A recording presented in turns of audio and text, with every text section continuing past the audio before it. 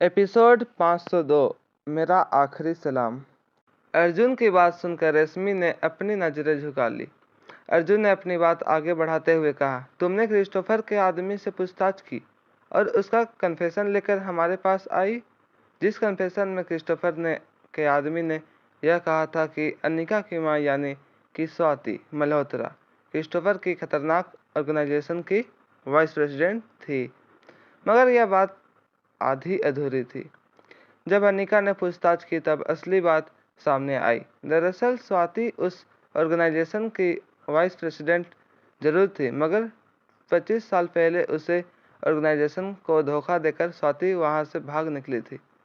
वह भागकर सीधे मनाली चली गई और वहां रहने के बाद उसने कभी उस ऑर्गेनाइजेशन के साथ कोई ताल्लुक रखने की कोशिश नहीं की। इसका मतलब यह साफ है कि स्वाति उस ऑर्गेनाइजेशन के काम करने के तरीके से खुश नहीं थी। यहाँ तक कि वह खतरनाक पावर ड्रग बनाने का फॉर्मूला भी स्वाति अपने साथ ले गई थी। ऑर्गेनाइजेशन के बाकी साइंटिस्ट के पास जो आधा अधूरा फॉर्मूला था, उससे वह पावर ड्रग पूरी तरह से बनाने में कामयाब नहीं हो पा रहे थे। वह लोग इतने साल कोशिश करने के बावजूद पावर ड्रग को अच्छी तरह से बनाने में कामयाब नहीं हो पाए थे। आधे अधूरे फॉर्मूले को लेकर वह लोग जो पावर ड्रग बना रहे थे, उसी की वजह से पावर ड्रग लेने वाले लोग या तो मर जाते थे या तो पागल हो जाते थे।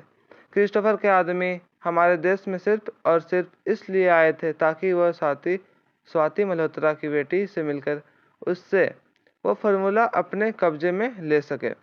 इन सारी बातों से एक बात तो साफ जाहिर जरूर स्वाति मल्होत्रा उस ऑर्गेनाइजेशन के काम करने के तरीके से और उसके मकसद से खुश नहीं थी, और इसीलिए स्वाति मल्होत्रा ने उनका साथ छोड़ने का फैसला किया था। जबकि तुम्हारी इन्वेस्टिगेशन में इतनी इम्पोर्टेंट बातें तो शामिल ही नहीं थी। क्या तुम जानती हो अधूरा कन्फेशन कितना खतरनाक हो सकता है?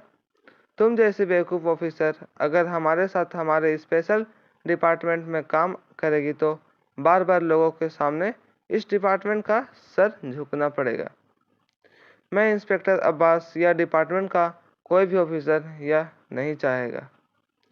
दरअसल रश्मि ने जो कन्फेशन लिया था, उसके मुताबिक अनिका की माँ और अनिका उस खतरनाक ऑर्गेनाइजेशन के मेंबर थे, और अभी अभी दर्शन, अर्जुन और बाकी ऑफिसर के सामने क्रिस्टोफर के आदमी ने जो कन्फेशन दिया था, उससे भी यह साबित होता था कि अनिका और उसकी माँ दरअसल वही चाहते थे जो स्पेशल डिपार्टमेंट का मकसद था, क्रिस्टोफर के ऑर्गेनाइजेशन की बर्बादी।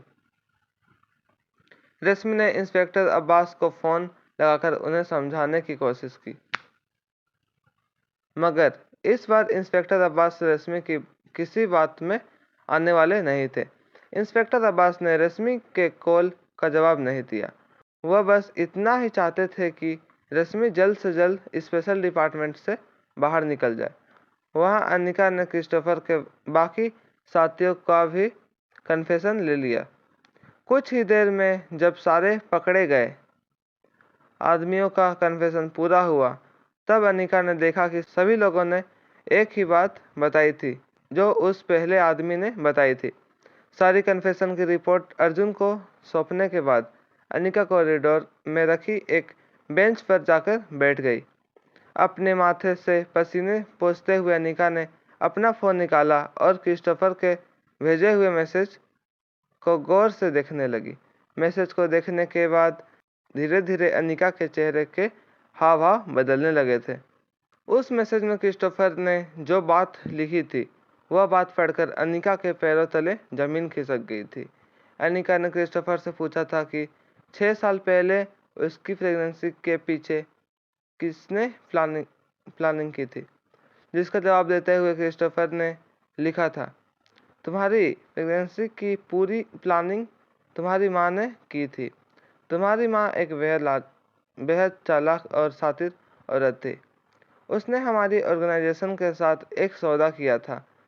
जब तक तुम्हारी उम्र शादी के लायक ना हो जाए तब तक हम तुम्हें कोई नुकसान नहीं पहुंचाएंगे, और एक बार तुम्हारी शादी डोगरा परिवार में हो जाए, उसके बाद वह हमें वह फॉर्मूला लौटा देगी जो फॉर्मूला वह हमसे चुरा कर ले गई थी। मगर हर बार की तरह इस बार भी तुम्हारी माँ ने हमें धोखा दिया। वह अपने वादे से पलट गई। आशीष से जो उसने वादा किया था, उस वादे से भी वह मुकर गई। आशीष के साथ साथ तुम्हारी माँ ने भी हमें धोखा दिया था। इसलिए तुम्हारी माँ का पीछा करते हुए मेरे आदमी तुम तक पहुँचने की कोशिश कर रहे थे। यह सब कुछ जो हो रहा है वह सिर्फ तुम्हारी माँ की वजह से हो रहा है। जो असली मास्टरमाइंड है वह और कोई नहीं बल्कि तुम्हारी माँ है। स्वाति मल्होत्रा। अपनी माँ के बारे में अनिका ने बचपन से लेकर आज तक काफ़ी कहानियाँ सुनी थी। कोई कहता था कि करण गुलेरिया ने अपने प्यार में फंसाकर एक भोली भाली लड़की को बर्बाद कर दिया, तो कोई कहता था कि स्वाति मल्होत्रा एक चालाक और शातिर औरत थी जिसने सालों पहले करण गुलेरिया को धोखा देकर उसकी ज़िंदगी बर्बाद कर दी। कल्याण शास्त्री जब भी स्वाति मल्होत्रा का नाम लेता, वह एक बात जरूर कहता कि आयुर्वेदिक दवाइयाँ और ट्रेडिशनल मेडिसिन में स्वाति मल्होत्रा ने जो नाम किया है वो हर कोई नहीं कर सकता। धीरे धीरे अनिका के मन में अपनी माँ की इमेज काफ़ी क्लियर होने लगी थी। अनिका को अब तक यही लगता था कि उसके अंदर जितनी भी शक्तियाँ थी वह बस कुदरत का देन थी। हर चीज़ को जल्द से जल्द समझ लेना, हर चीज़ को जल्द से जल्द अपना कर उस पर महारत हासिल करना अनिका के लिए बाएं हाथ का खेल था। मगर अब धीरे धीरे अनिका यह बात समझने लगी थी। यह सारी शक्तियाँ और यह सारी ताकत उसे दरअसल अपनी माँ स्वाति मल्होत्रा से विरासत में मिली थी। स्वाति मल्होत्रा ने आर्टिफिशियल इंसेमिनेशन के जरिए अनिका का प्रेरण किया था। उसके पीछे जरूर कोई गहरा राज छुपा था जो सिर्फ स्वाति मल्होत्रा जानती थी। अब तक अनिका इतना तो जान चुकी थी कि स्वाति मल्होत्रा ने जो कोई भी कदम उठाए थे वह सिर्फ और सिर्फ अपनी बेटी की रक्षा करने के लिए उठाए थे। एक माँ का कोई भी कदम अपनी बेटी के खिलाफ नहीं हो सकता था। यह बात अनिका भी एक माँ होने के नाते अच्छी तरह ही जानती थी। बस एक बात आज भी अनिका की समझ के परे थे। कोई इंसान मौत के बाद भी अपना खेल किस तरह जारी रख सकता था, वह भी इतनी बारीकी से। उसकी हर चाल उसके दुश्मनों पर भारी पड़ सकता था।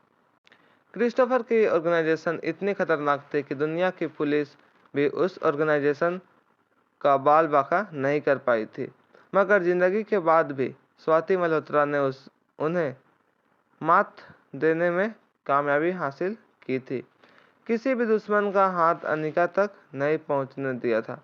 स्वाति मल्होत्रा ने अनिका बस यह जानना चाहती थी कि आखिर वह हाथ कहाँ था जो हमेशा उसके सर पर बना रहता था, जो अदृश्य होने के बावजूद हमेशा अनिका के साथ खड़ा था। अनिका की आंखों में आंसू आने लगे। तभी उसे आशीष डोगरा की बात याद आई। आशीष डोगरा ने अनिका से एक बार कहा था कि अनिका की जिंदगी से जुड़ा हुआ सब सच इतना कड़वा है कि जब वह सच उसके सामने आएगा तो अनिका बर्दाश्त नहीं कर पाएगी। अनिका अब तक इतना जान चुकी थी कि वह किसी मामूली औरत की बेटी नहीं थी, बल्कि स्वाति मल्होत्रा की बेटी थी, जो खुद एक बहुत बड़ी जीनियस थी। उसका दिमाग दुनिया के सबसे तेज दिमाग में से एक था, जो मरने के बाद भी अपनी छाप अनिका की पूरी जिंदगी पर छोड़ रहा था।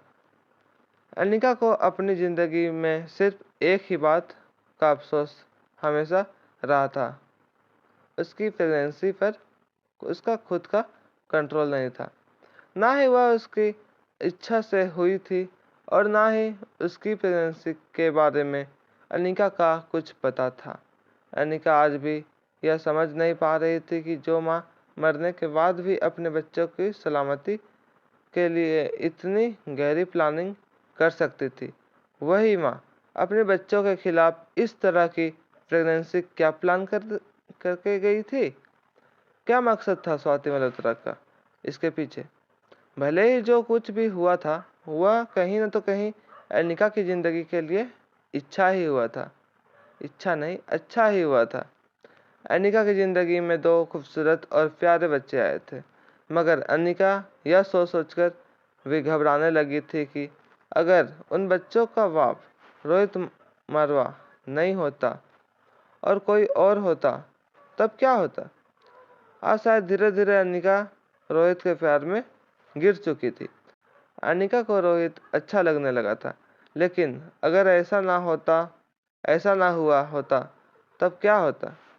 क्या बच्चा हमेशा माँ बाप के प्यार को तरसते रहते?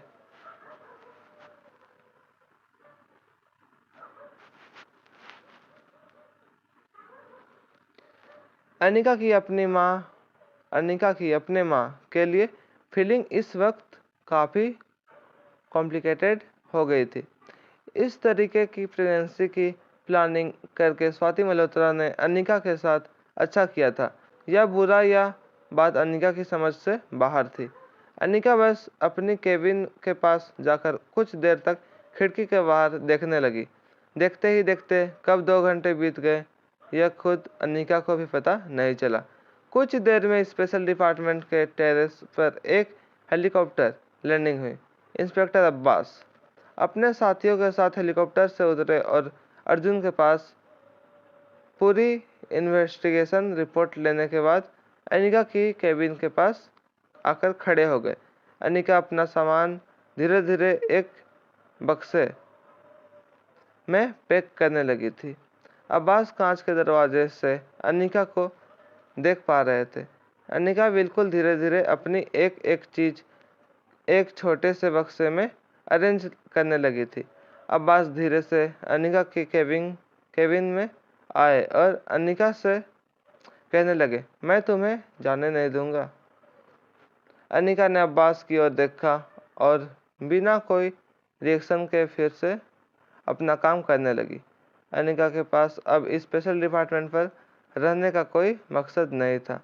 जिन राज को जानने के लिए अनिका स्पेशल डिपार्टमेंट के साथ जुड़ी थी, वह अब खुली किताब की तरह सबके सामने थी। स्पेशल डिपार्टमेंट में हर चीज को लेकर काफ़ी पाबंदियाँ थी, रूल्स एंड रेगुलेशन थे। अनिका हमेशा ही एक आज़ाद पंछी की तरह जीने की आदी थी। रोज़ टाइम पर ऑफिस आ जाना, हर चीज़ का रिपोर्ट करना, लंबे लंबे अरसे तक अपने बच्चों से दूर रहना, यह सब कुछ अनिका को बिल्कुल पसंद नहीं था। मगर अनिका ने स्पेशल डिपार्टमेंट का एक काफ़ी इम्पोर्टेंट मिशन अपने हाथ में लिया था। मिशन पूरा होने तक अनिका ने एक स्पेशल डिपार्टमेंट के ऑफिसर होने के हैसियत से अपनी सारी जिम्मेदारी खूब से निभाई थी। मगर आज उसे मिशन पूरा होता हुआ नजर आ रहा था। स्वाति मल्होत्रा का सच सबके सामने लाने के बाद अनिका के पास स्पेशल डिपार्टमेंट से जुड़े रहने का कोई मकसद नहीं था। अनिका चुपचाप अपना सामान उठाकर बिना कुछ कहे अपनी केबिन से बाहर चली गई। डिपार्टमेंट के बाकी ऑफिसर भी अनिका के केबिन के बाहर जमा हो गए थे। उन सब की ओर देखते हुए अब्बास ने कहा, क्या किया यह तुम लोगों ने? एक शरीफ, ईमानदार और काबिल ऑफिसर के साथ जो तुम लोगों ने किया, उसकी वजह से हम एक काफ़ी इम्पोर्टेंट ऑफिसर को खो चुके हैं। अर्जुन और दर्शन अपना सर झुकाकर इंस्पेक्टर अब्बास के सामने खड़े रहे। फिर अर्जुन ने उनसे कहा, सर, हम क्या करते? हम भी हमारी ड्यूटी के हाथों मजबूर थे। हमसे जो कहा गया वही हमने किया। मगर मुझे नहीं लगता है कि इस दुनिया के किसी भी ऑफिस में छोटे मोटे मतभेद नहीं होते। हम एक दूसरे को माफ करके आगे बढ़ते हैं। मगर इस तरह से काम छोड़कर चले जाना, यह तो बचपना है सर। मिस अनिका को यह नहीं करना चाहिए था। तभी एक साथी लेडी ऑफिसर ने अब्बास से कहा, सर, माफ़ कीजिएगा, छोटा मुँह बड़ी बात, मगर मिस अनिका में भी एटीट्यूड कुछ ज़्यादा ही है। हमेशा हमसे दूर रहती है, काफ़ी सिगरेट रखती है अपने दिल में, और फिर वह एक फॉरेंसिक डॉक्टर है स्पेशल डिपार्टमेंट में, और कुछ ऑफिसर्स भी यहाँ है। लेकिन भला हमारे लिए एक डॉक्टर इतना इम्पोर्टेंट कैसे हो सकता है? इंस्पेक्टर अब्बास ने उस लेडी ऑफिसर की और तीखी नज़रों से देखा और कहा, क्या तुम जानती हो वह कौन है? अनिका ही डॉक्टर अमृता थी, और बात सब लोग अच्छी तरह जानते थे। मगर अभी अभी अनिका ने इंट्रोगेशन करके क्रिस्टोफर के खतरनाक आदमियों के पास जो कन्फेशन निकलवाए थे, उसके बाद अचानक ही अर्जुन के दिमाग में एक बात बिजली की तरह चमकी। अर्जुन ने इंस्पेक्टर अब्बास की ओर देखकर कहा, एक मिनट सर, क्या आप यह तो नहीं कहना चाहते कि अनिका ही ब्लैक कैट है? अनिका नीचे अपनी कार में अपना सारा सामान रखकर ड्राइविंग सीट पर बैठने ही वाली थी कि पीछे से इंस्पेक्टर अब्बास ने अनिका की आवाज़ देते हुए कहा, अनिका, तुम जाना चाहती हो तो मैं तुम्हें रोकूंगा नहीं। बस मैं इतना बता दूं कि आशीष डोगरा तुमसे मिलना चाहता है और वह तुम्हें कुछ बताना चाहता है। एक आखिरी बार एक आखिरी बार मिल लो उससे। नेक्स्ट एपिसोड देखने के लिए लाइक एंड सब्सक्राइब जरूर कीजिए।